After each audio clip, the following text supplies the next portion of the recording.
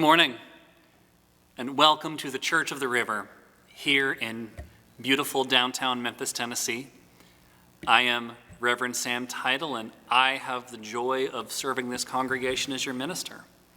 Just a few quick announcements before we get started this morning. If you are joining us for the first time this morning here online, welcome. And we are so excited to meet you in the physical world once that becomes possible. And we invite you to stick around.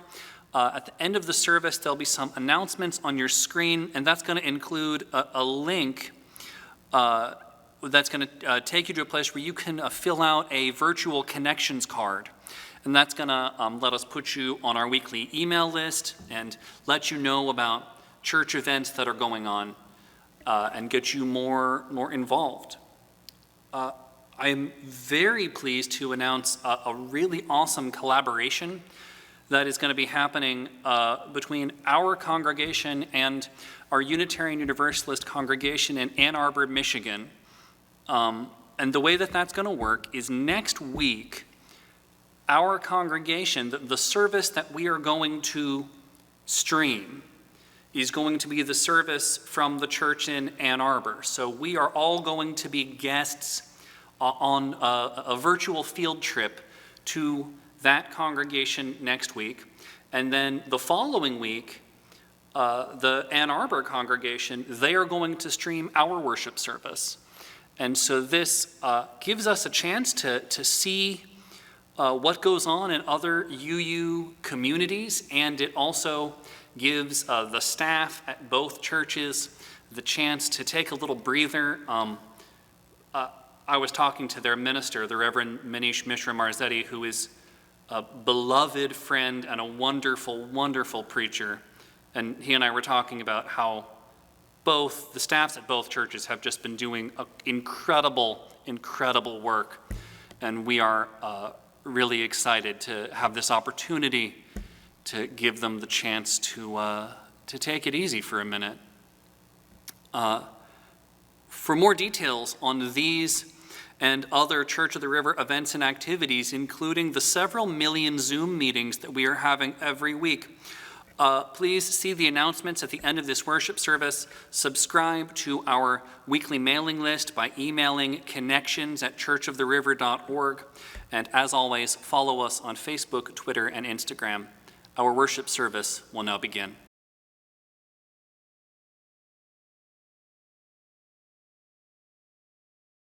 So we've been doing this thing every week where we invite a member of our congregation who has a medical background to give us some information about what is going on during the coronavirus pandemic and what we might do to help keep ourselves and our family safe, and tell us the information that we need to know. And we do this in a worship service because as Unitarian Universalists, part of what we do is we bless each other with knowledge, and we bless each other with information.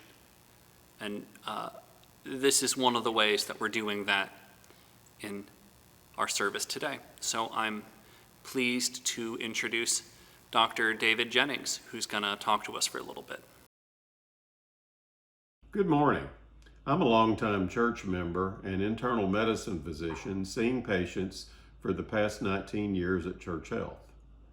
Over the last few weeks, you've heard Michael, Vania, and Lisa talk about coronavirus symptoms, prevention, and testing.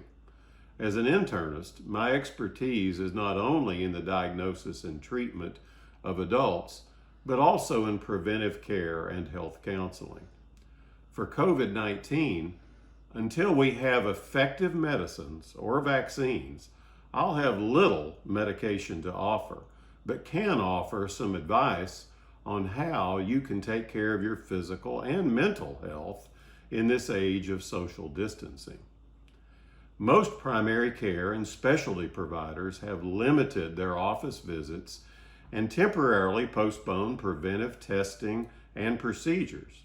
But make sure to ask for refills on essential medications, and most offices will offer you a telehealth visit by video or phone in lieu of an office visit if that's appropriate. Sticking to an established healthy diet and exercise habits help both our physical and mental health during these stressful times. Those who have a relationship with a mental health professional are encouraged to keep in contact with them, as most providers are continuing care through telehealth, which has been shown to be particularly adaptable to therapy and counseling. For your best health, I encourage you to nurture your body, mind, and spirit. Take a walk, read a book, connect with friends and family by phone, FaceTime, or Zoom. Talk with a neighbor at an appropriate distance, and keep in touch with healthcare and other support networks. To the religious community that we love, know that we are getting and will get through this together. Stay safe and take care of yourself.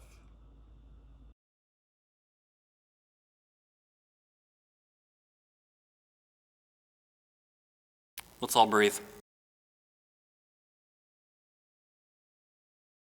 We gather, grateful for the bumps in the road, grateful for the trials and tribulations, for the heartbreaks and the headaches, grateful for the love and laughter, grateful for the moments when we have not had what we needed, grateful for the moments when we have had what someone else needed, grateful for the moments when we have fallen on our face, for the moments when we have been picked up, the moments when we have picked someone else up, grateful for the moments when we didn't know where help was coming from, and for the moments when we were able to be that help for someone else.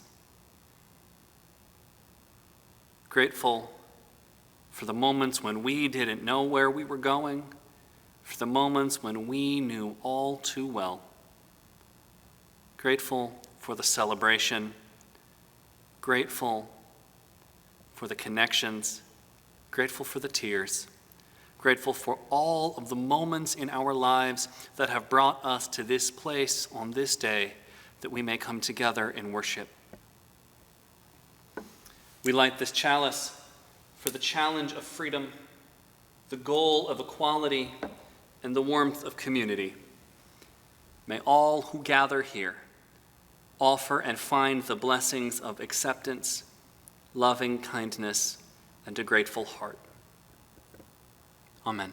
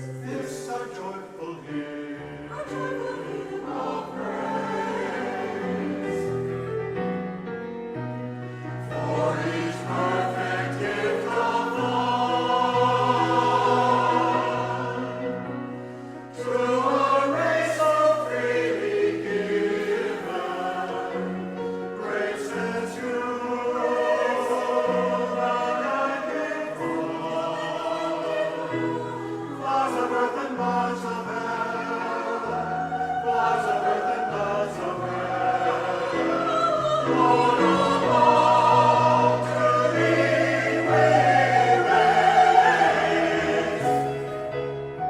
This our joyful hymn, our joyful hymn of praise. This our joyful hymn, our hymn of praise.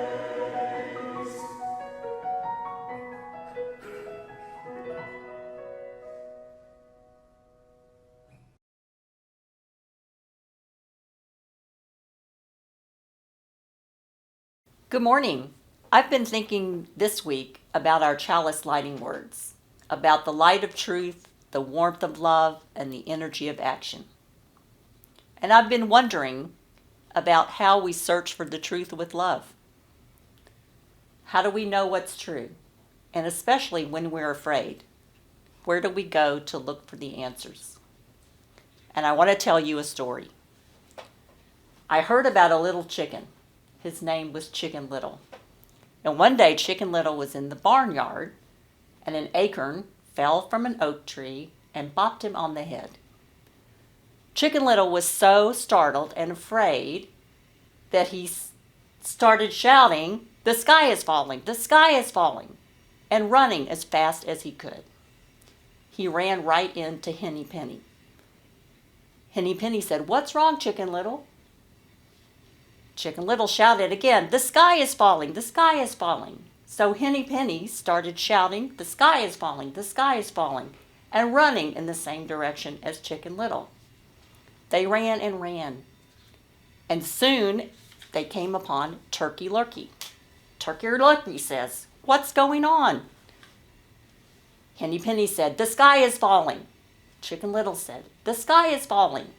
And Turkey Lurkey joined them, running as fast as he could, shouting, "The sky is falling, the sky is falling." Soon they came upon Goosey Lucy. Goosey Lucy said, "What's wrong?" "The sky is falling, the sky is falling."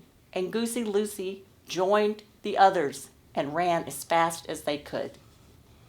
They ran and ran and ran in circles until they couldn't run any more, and they spied Foxy Loxy. Now, in the traditional story, Foxy Loxy has a very clever, if self-serving, solution for these birds to save them from the sky falling. And he knew very well the sky itself was not really falling. But I want to imagine that Foxy Loxy is a Unitarian, and Foxy Loxy is interested in searching for the truth with love. So Foxy Loxy says, "How do you know the sky is falling?" Goosey Lucy said, "I heard it from Turkey Lurkey." Turkey Lurkey said, "I heard it from Henny Penny." Henny Penny said, "I heard it from Chicken Little." And now everyone was staring at Chicken Little. So Foxy Loxy had some clarifying questions that he thought would help Chicken Little think a little more deeply. Did you ask the helpers in the barnyard if the sky was falling? Did you ask the Sky Patrol? Did you consult the weatherman? Or Mama Hen? Or Daddy Rooster? How about the farmer? Or the farmer's wife? And if the sky were really falling, would running in circles as fast as you could really help? So Chicken Little looked up, and all he saw was a blue sky and some white fluffy clouds, and a couple of bluebirds. He took a few deep breaths, and when his little chicken heart stopped pounding, he saw his friends standing with him, and they took some deep breaths with him. And he thought to himself, maybe I was wrong. Maybe Foxy Loxy is right. Running in circles and not asking Mama or Daddy for help might not be the best idea. And if the sky is really falling, maybe I'm safer in the chicken coop with my family. And with that, Chicken Little and Henny Penny and Turkey Lurkey and Goosey Lucy walked slowly back to the barnyard. Goosey Lucy joined her family in their pond. Turkey Lurkey joined the other turkeys in the turkey coop. Henny Penny walked up the steps to the chicken coop, where Mother Hen was waiting. And she listened to Chicken Little's story and clucked softly. I'm sorry you were afraid, and I'm not sure what bopped you on the head, but come rest under my wing, and we will watch the sky together until you feel better. And then we can look for the truth and ask all the questions together. This week I want to remind you to always ask questions before you panic, to be able to find the hopeful answers, and to be surrounded by friends and family while you search for the truth with love. And from wherever you are, bless each other. You are beloved, you are important, you are powerful. Go in peace.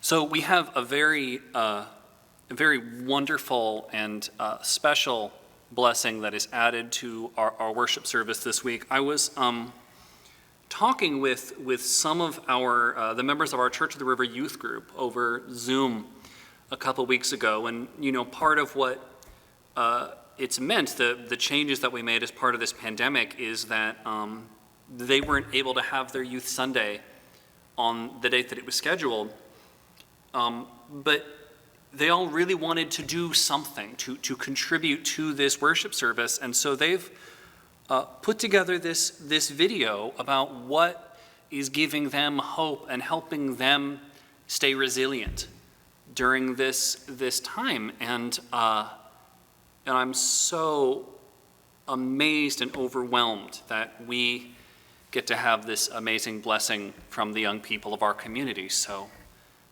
here are the Church of the River Youth Group. Hi everyone, hope you're all staying safe and sane right now in these tough times. I'd like to share one thing that's keeping me some solace right now, and that would definitely be my pets. My 2 cats and my dog are providing me with a lot of comfort, and it's nice knowing that they're safe from this virus, and overall they just bring such unconditional joy during these times. I hope you all can find some time to think about what's bringing you some joy and keeping you comfort in this time, and hope you all stay safe. Hi, I'm Callie, and I think what gives me hope through this time is just the thought that when it's all over, we'll all be stronger together and we'll understand the real value of being together. Hi, this is Rylie, and I guess the thing that brings me hope right now is knowing that despite everything going on, like, the world is still turning, and spring is here and the flowers are growing and the trees are blooming, and it's like, even though I'm scared, the sun still rises in the morning, and I see the moon at night and the stars, and just brings me hope to know that even though we don't understand how long this is going to last or when it's going to be over, we know that the world is going to keep growing and it's going to keep moving like it always has. So, yeah. My name is Nina Eason, and what keeps me going in the time of coronavirus is knowing that it's okay to not be okay and that there is an end. And I think a lot of people feel pressure to find positive things during this time. And while that is important, it's also okay to feel angry or upset or sad about the situation that we're in.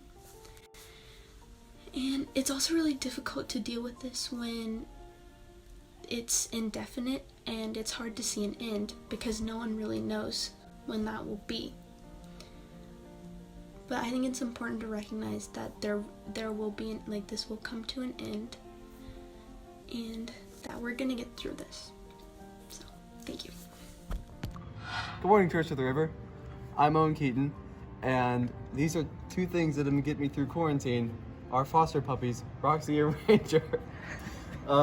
Ever since the week after we got out of school, we've been looking after these sweet pups, and it's been great. I can't do this. She's eating me. Hello, my name is Rachel Larkins, and what gives me hope at this time is my community.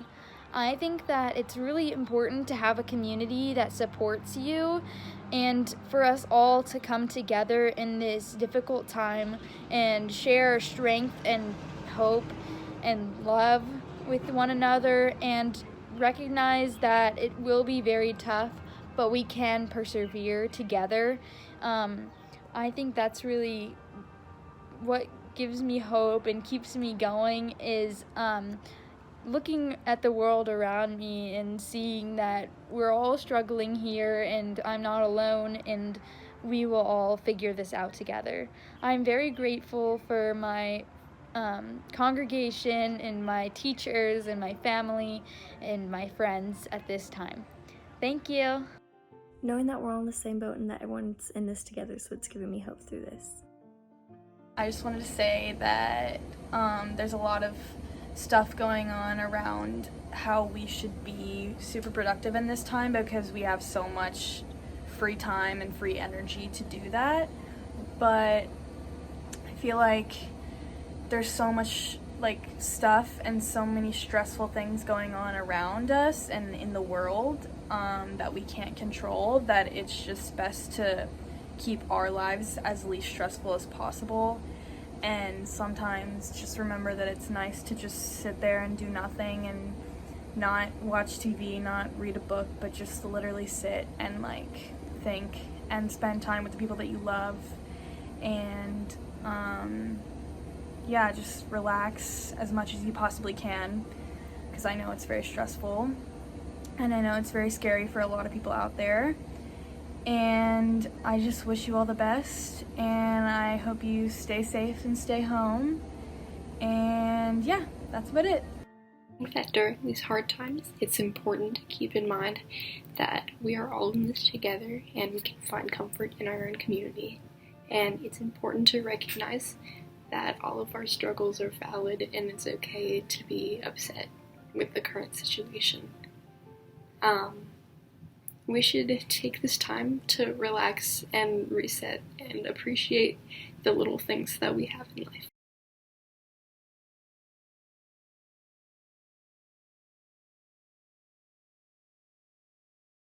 Our first reading comes to us, it's a poem. It comes to us from the book The Moon is Always Female by Marge Piercy. This is called What It Costs.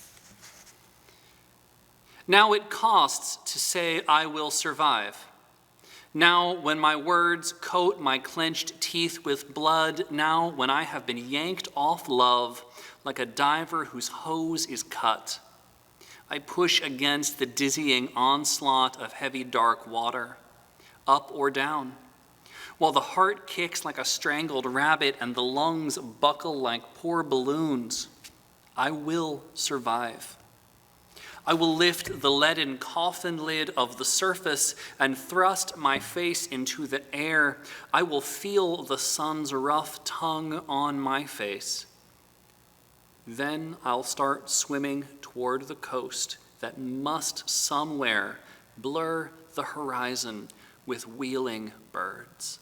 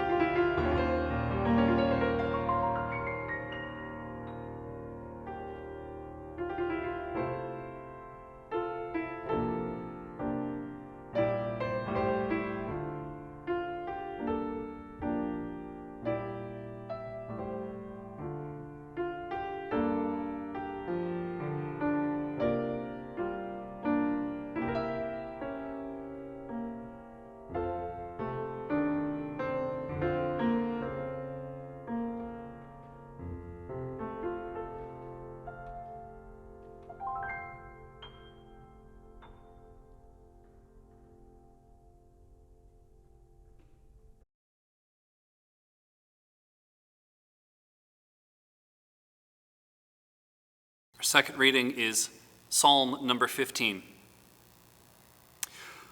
O Lord, who may abide in your tent? Who may dwell on your holy hill? Those who walk blamelessly and do what is right and speak the truth from their heart, who do not slander with their tongue and do no evil to their friends, nor take up reproach against their neighbors, in whose eyes the wicked are despised, but who honor those who fear the Lord, who stand by their oath even to their hurt, who do not lend money at interest and do not take a bribe against the innocent. Those who do these things shall never be moved.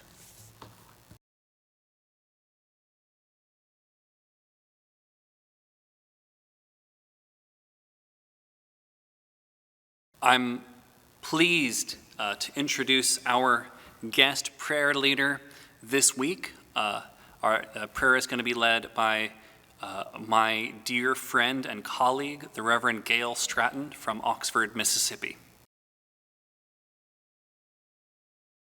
Morning. I'd like you to get comfortable, settle into where you are. Take some deep breaths. Be here now. Be present.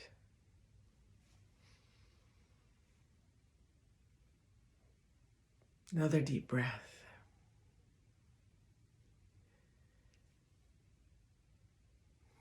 I'd like to invite you into a place of stillness, because it is in stillness the Spirit moves. A spirit of compassion can find expression.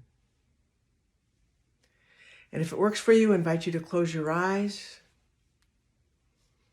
or look out a window, whatever you need to be present right now. And I would like to invite you to a moment of prayer or meditation, a sending forth of love.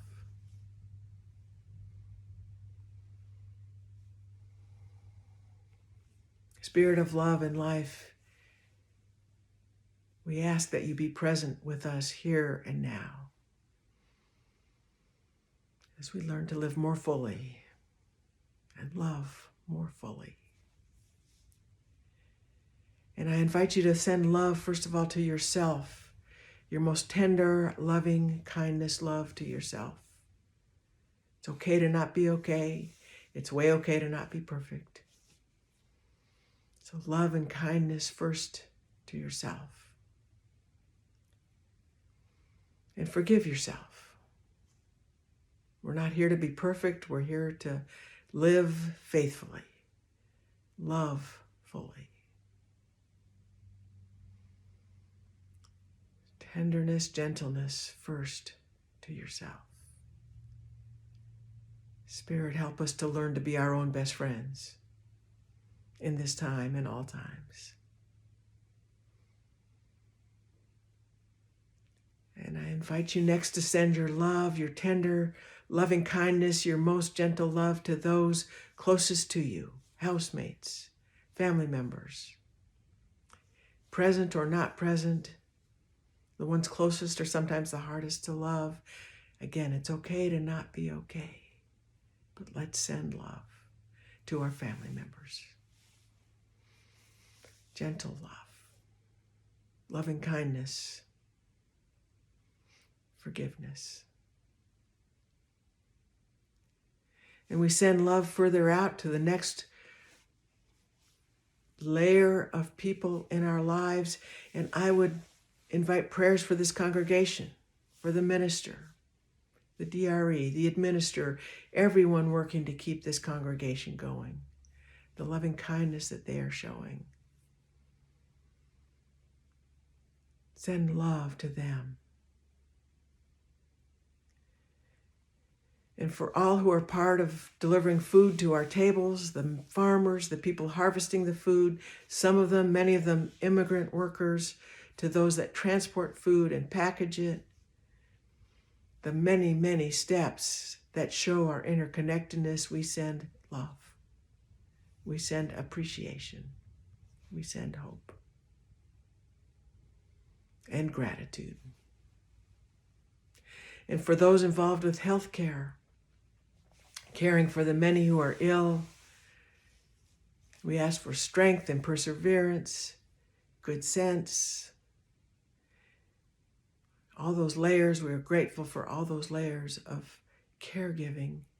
And for those who are sick right now, we send our tenderness, deepest loving kindness, especially to those who are alone. And may our love together be a strong force. May it be felt as caring and feeling and being heard in this world. And we send our love to layers, city and state, and even further out. And we send love to this whole world, knowing that our boundaries are artificial boundaries, that in truth we are all connected, in truth we are all interdependent. Join me now in a quiet moment of sending this loving kindness out and out and out, knowing that as we give love away, more is present, knowing that love is infinite, knowing that love is the heart of our Unitarian Universalist faith.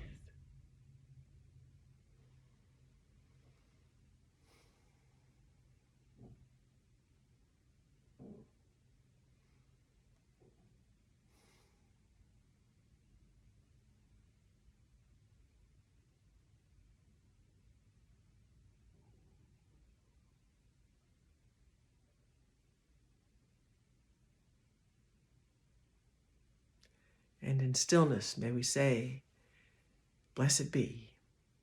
Amen. Ashe. May it be so.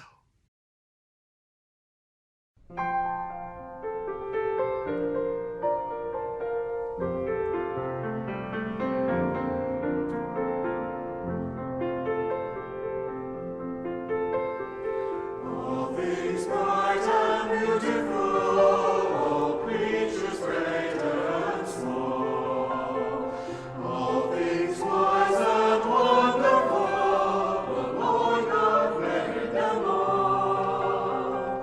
Each little flower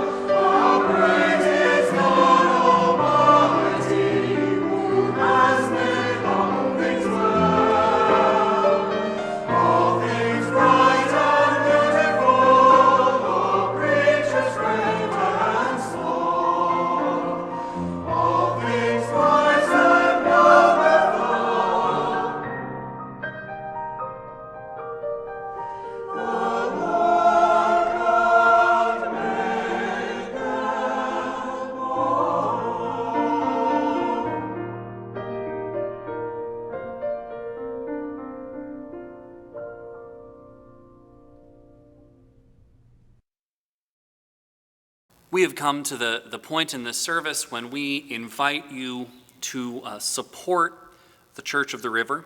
There are instructions on your screen right now for how to do that online or via text message. We are so grateful for your love and your support, whatever form that love and support may take during this time. The offertory for the care and sustenance of this congregation and its work will now be graciously given and received.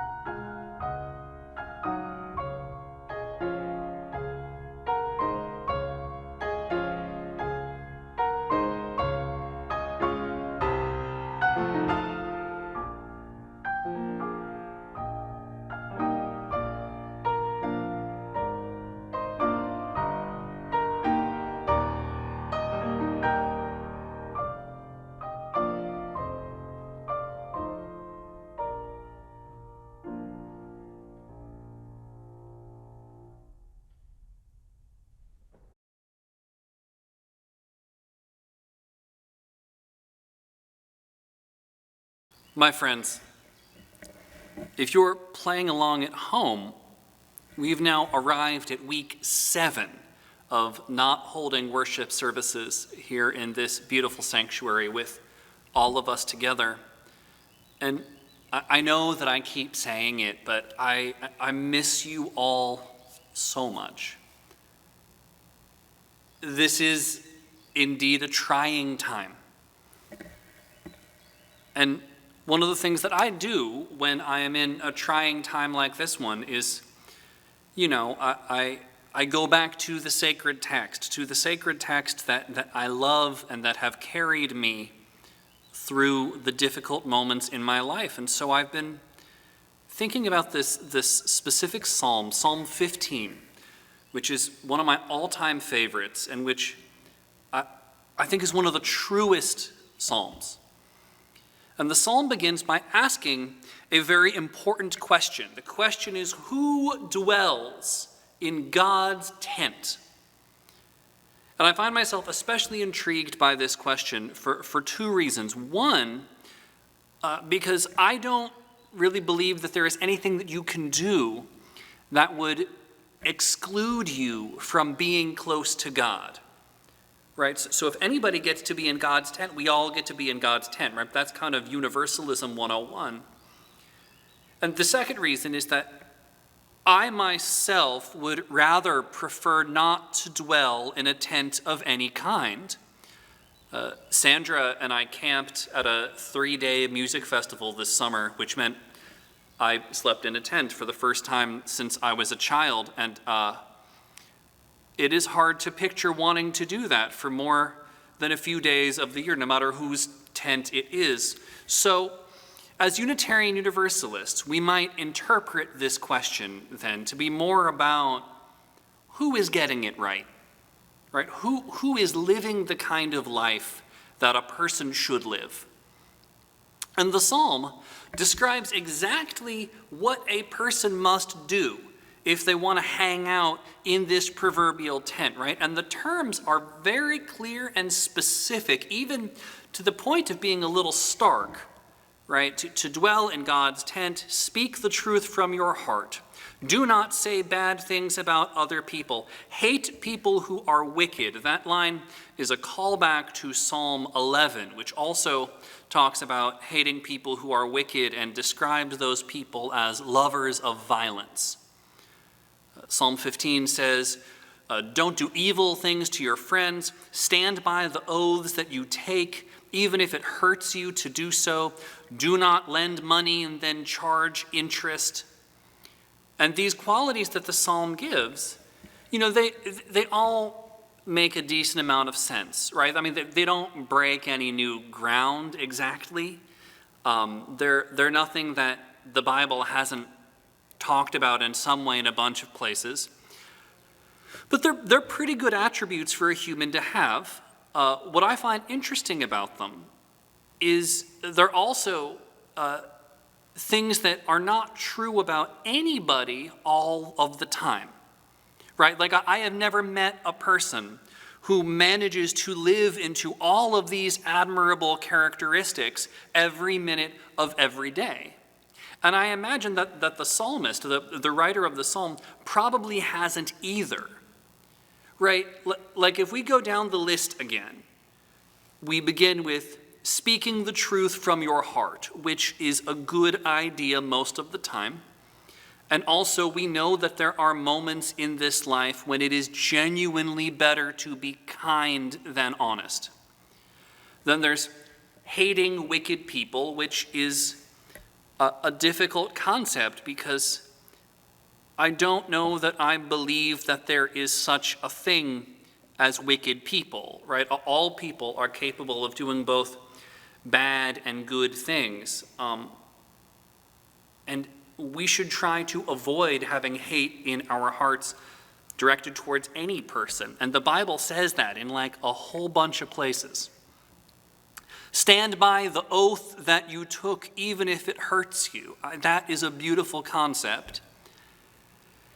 And I think about people who were indoctrinated as children, or people who are getting abused by their spouse.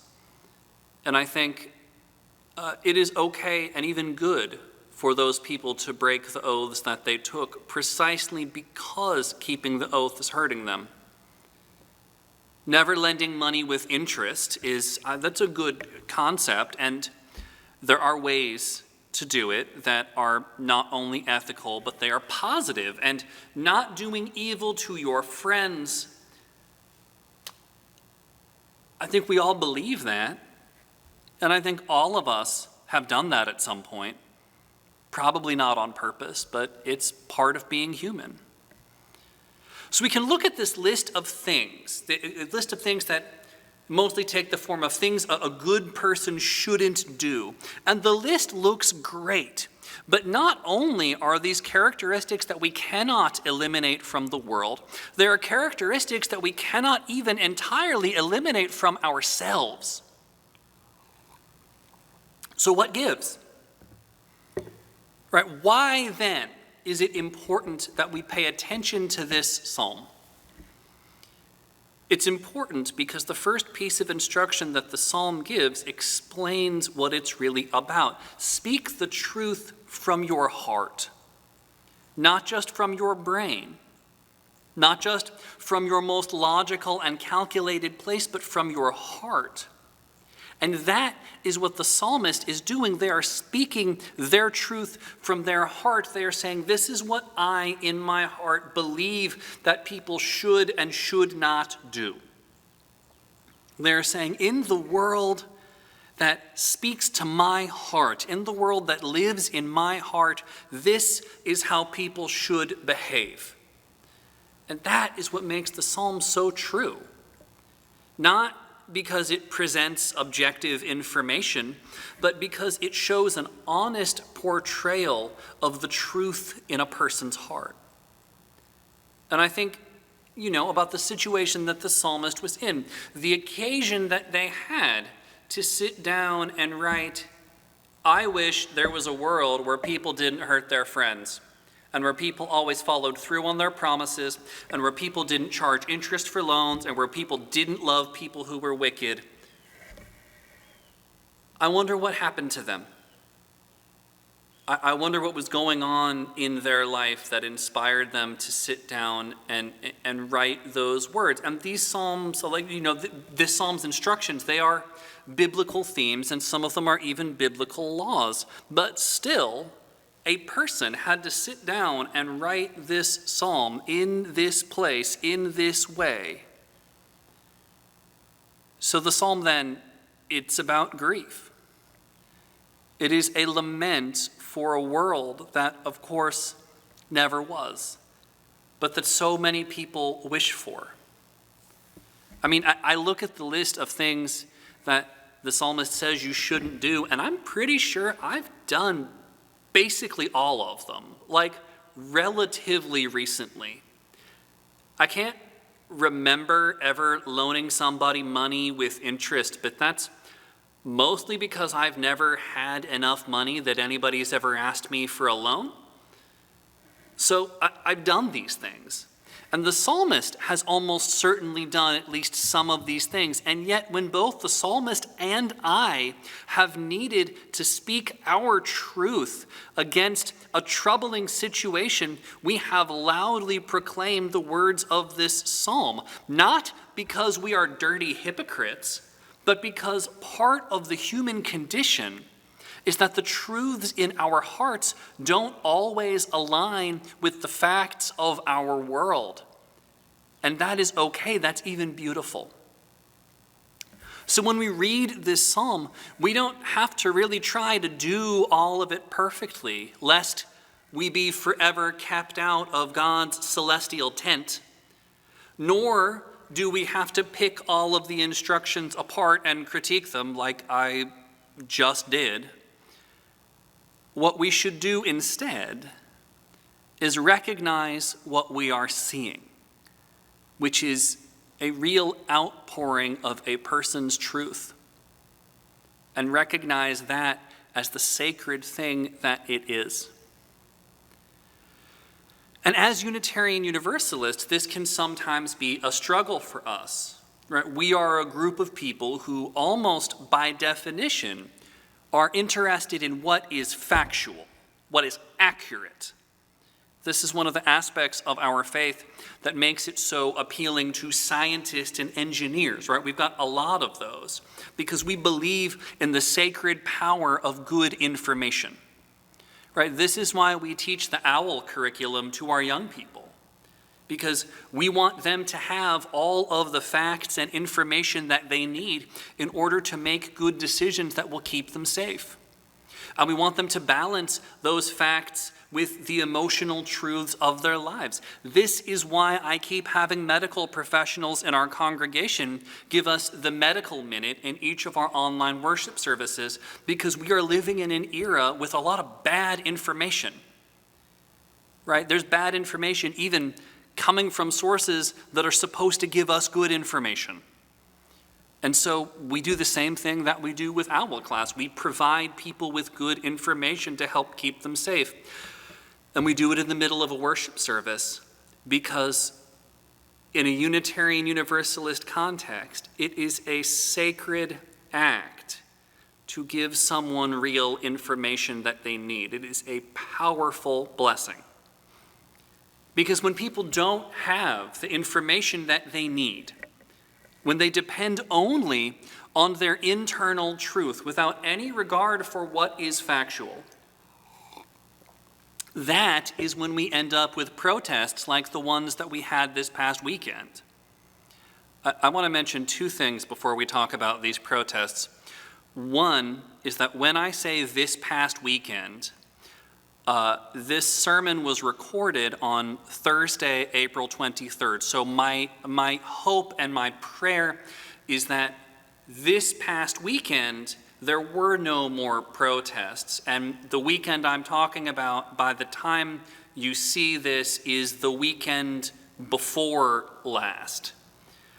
Second, it is important to recognize that the number of people participating in these protests was very small and does not represent any kind of a critical mass. It doesn't even represent a meaningful percentage of American conservatives. So I'm reluctant to give them any more attention than they've already gotten, but they were too good of an example to pass up. So these people are holding protests and demanding that social distancing be ended and that the economy be opened back up, and they're holding these signs that speak their own emotionally resonant truths, right? Signs that say things like coronavirus is a hoax, or coronavirus is a communist plot, or you can't cover my freedom of speech by making me wear a face mask. The sign that I saw that chilled me, that just chilled me to the bone, said, "Just let us die." And of course, they also brought out their Confederate flags and their red hats and their machine guns, because What is the point of attending a profoundly stupid protest if you can't bring all of your stupid protest accoutrements? Some of the people reminded me of those people that Psalm 11 refers to, the lovers of violence. Right? And many of the messages were ironic. The person holding up the sign that said, "Just let us die," didn't really want anybody to let them die. But this wasn't really about content. It was more about just a sense of explosive anger that these people were feeling. And I mean, look, I didn't agree with any of the signs that I saw. But I think I can relate on some level to how these people were feeling, right? I, too, am sick of being stuck in my house all day. I, too, am deeply unsatisfied with the situation that we are in. I am terrified of what the human cost of this pandemic will be. And yeah, you know what? I miss going to basketball games. I miss preaching to a live congregation and sleeping in tents at music festivals and getting haircuts from people I'm not married to. These protesters present a narrative about the facts that is incorrect. But the truth that they are telling about their own frustration and fear, that truth is very real.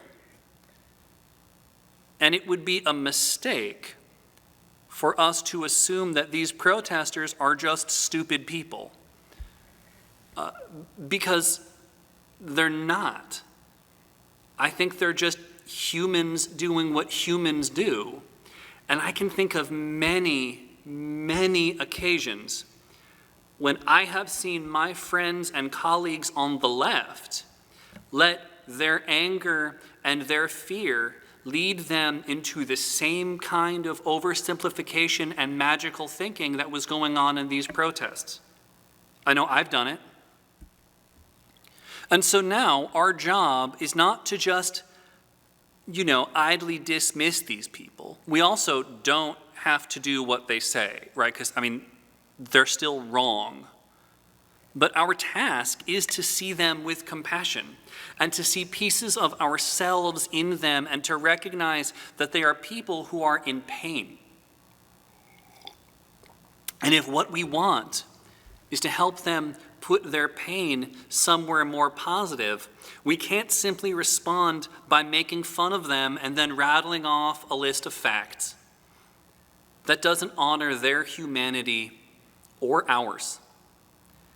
We need to see them the same way that we see Psalm 15, right? Not simply as a list of wildly unrealistic expectations, but as a reflection of a certain part of what it is to be human.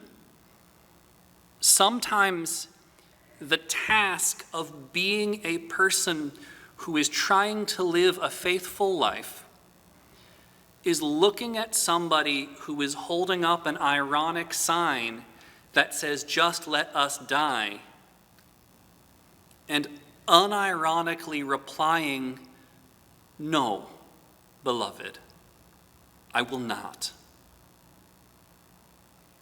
There is certainly spiritual value in providing ample and complicated information. And there is also spiritual value in speaking our own inner truths. And these two concepts can and must coexist. We need medical professionals telling us facts, and we need psalms that proclaim how difficult this moment is and how we feel the world ought to be. And then we need to not only let those two things coexist, we need to find ways for them to commingle and interact with each other and inform each other. I want to end by talking about this poem that we read earlier by Marge Piercy, because I think it's such a good example of letting these ideas coexist. In the poem, Marge Piercy talks about heartbreak. And the speaker in the poem says that they have been yanked off love like a diver whose hose is cut. And so for a while, they just struggle in the deep water before they're able to, in her words, lift the leaden coffin of the surface and thrust my face into the air. That feeling of heartbreak, of feeling like your oxygen has suddenly been cut off and you don't know which way is up, that feeling is very real. It is a deep truth about an event that happens to all of us in our lives. There have been moments in the past few weeks as this pandemic has continued when I have been so frustrated and so upset because of all the people who are dying of this illness, because of the ways in which I feel that our leadership is failing us, because of all the people who have lost their jobs, because my pregnant wife had her 12-week checkup, but only the patients themselves are allowed in the office, so she had to go alone, which was heartbreaking for both of us. This whole thing has been heartbreaking. And we all must honor and pay attention to that moment that Marge Piercy describes when we are heartbroken and scared and adrift at sea. And when we also know the fact that land is real and that the only way to get there is to remember the ways in which we were taught to swim. We must be both scientist and psalmist in this way. And this is where hope is found. When we take all that is inside of us, the truth that we know and the truth that we feel, and we let that push us forward in the water toward a horizon that we believe and know has to be out there somewhere. Amen.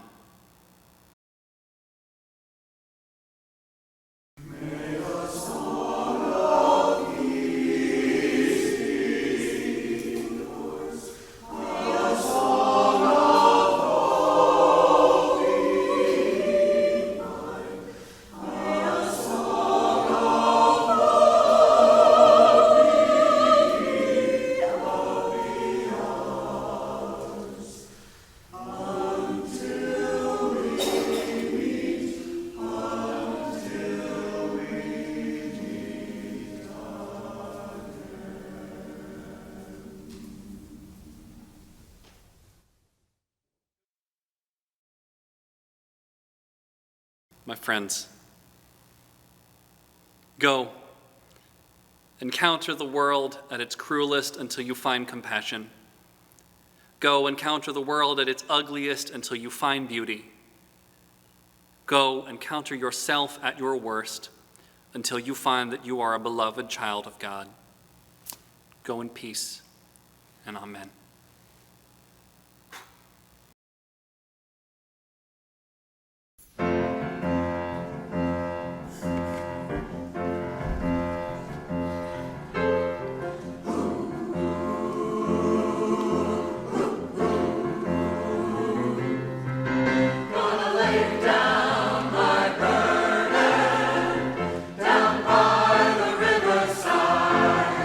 Down by the riverside.